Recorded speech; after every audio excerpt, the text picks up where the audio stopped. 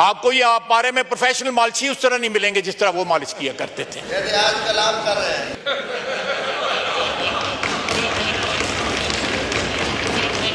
मैं इनका भी जवाब दे सकता हूं, लेकिन गल बहुत वध जाएगी फिर जड़ी है।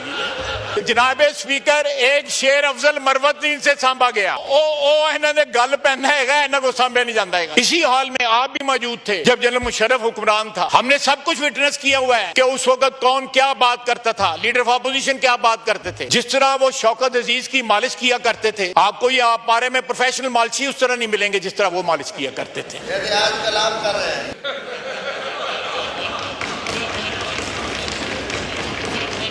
मैं इनका भी जवाब दे सकता हूं, लेकिन गल बहुत वध जाएगी फिर जड़ी है। मैं इनका भी जवाब दे सकता हूं ना दे, मैं समझ गया आप क्या कहना चाह रहे हैं। जनाबे स्पीकर, एक शेर अफजल मरवती से सांभा गया और शेर अफजल मरवती नहीं सांभ सके जड़ा है। इन्होंने गल पहना है, इन्हों को सांभा नहीं जाता है। वो इनकी हकीकत बयान करता है, इनका असली चेहरा जो बयान करता है कि असली चेहरा क्या है। ये जितने बंदे हैं उतने फैक्शन है इनके अंदर।